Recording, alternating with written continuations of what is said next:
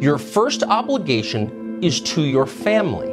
Your first obligation is not to the state, it's not to a political party, it's not to Jeff Zucker or some creepy billionairess at the Atlantic magazine, it's not even to your own career. Your most basic obligation is to the people you are related to. When they need your help, no matter who they are, even if they're the governor of a state, even if they're horrible people, you help them anyway, because it's your family.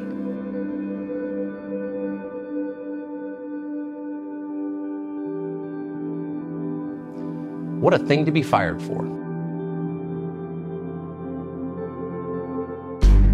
Big changes in the tiny hothouse, and it is tiny, of cable news this evening. CNN's top-rated anchor, Chris Cuomo, has been pulled off the air, likely for good. We'll probably never see him on camera again. For us here at Fox, it feels like the end of something. Like most Americans, we never actually watched the Chris Cuomo show, assuming that was its name. But over the years, we saw his clips, and they transfixed us. Very often as a public service, but also because honestly we could not help ourselves, we brought them to you. How, we wondered, did a man who could barely speak English wind up with a paying job on television? Was it some kind of weird affirmative action program for the illiterate? We never figured it out. But it was remarkable to see it. Sentence after badly mangled sentence. A bouillabaisse of incomprehensible grammar. You couldn't understand any of it. It was a kind of performance art. A communicator wholly unable to communicate. And then there was the weightlifting. There was nothing wrong with lifting weights or keeping in shape, obviously. But there was always something very wrong with the videos that Chris Cuomo had shot of himself and then put on the internet. Imagine wanting other people to see this. Let's get a little pre-show pump. What does it say? Cuomo prime time. Hashtag let's get after it. 100 pounds, just kind of work it out. A little bit of light stuff. Sorry, I've been really busy, but I am working out. I mean, let's be honest, you don't have to look like that by nothing. I'm kidding.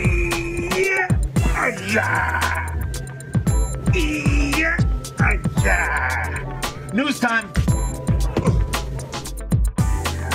We're also using that Fred Flintstone dumbbell. This is multitasking for a real man. Oh, his poor staff. So yes, we did make fun of Chris Cuomo quite a bit on this show. In fact, pretty relentlessly for the past 5 years. Chris Cuomo was a buffoon. He was also, in the way that buffoons tend to be, incredibly self-righteous and false.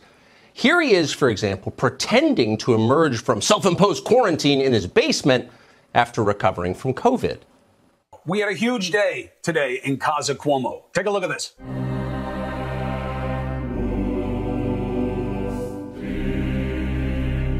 All right, here it is. The official re-entry from the basement.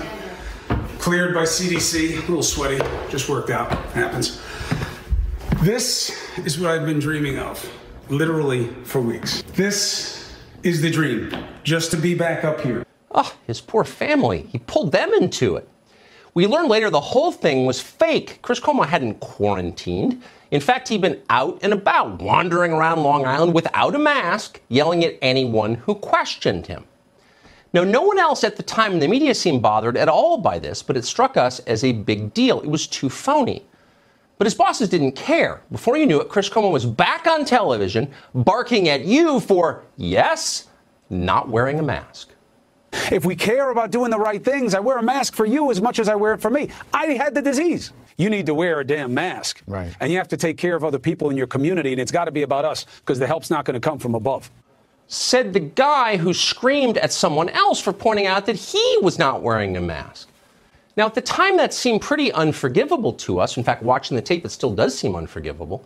But once again, Chris Cuomo's bosses weren't bothered at all. At CNN, there is no penalty for falseness. The only thing you can't do at CNN, the thing that they will never tolerate, is displeasing the people in charge. That means not simply Jeff Zucker, who runs the company, but the billionaires who run our country. If you cross them, you're done. So this morning, when we saw the Atlantic magazine, we knew it was curtains for Chris Cuomo. The Atlantic is owned by Steve Jobs' widow. It functions as a kind of modern social register, a place for the ruling class to talk to itself. And the Atlantic decided that it was deeply displeased Chris Cuomo had dared to help his brother. Chris Cuomo must go, the Atlantic declared. And then we knew he would. We knew it was over. In the world that Jeff Zucker lives in, the Atlantic makes the rules. Cuomo was done. And that's when, for the first time ever, and very unexpectedly, we started to feel sorry for Chris Cuomo. Helping his brother is not the worst thing Chris Cuomo ever did. In fact, it may have been the best thing he ever did. Not because Andrew Cuomo was a good person. He certainly wasn't a good person. Andrew Cuomo was loathsome. But Andrew Cuomo was Chris Cuomo's brother. And that's what you do with brothers, even the loathsome ones. You help them when they need it. Period. At CNN, as at the rest of the media, this is an alien concept. Is there a single person at CNN or any other left-wing network who would risk his job to help his own brother? No. Above all, these people are careerists, ruthless careerists. They would betray anyone to get ahead. If Jeff Zucker told this guy to denounce his own wife on television, do you think he'd hesitate before doing it? Well, of course he wouldn't, not for a second. So when we tell you that the media are corrupt, we don't just mean they're corrupt politically. It is much deeper than that. They don't acknowledge the most important rules in life. Your first obligation is to your family. Your first obligation is not to the state. It's not to a political party. It's not to Jeff Zucker or some creepy billionairess at the Atlantic magazine. It's not even to your own career. Your most basic obligation is to the people you are related to. When they need your help, no matter who they are, even if they're the governor of a state, even if they're horrible people, you help them anyway, because it's your family. Chris Cuomo may be an idiot, and he is, but he understands that. What a thing to be fired for.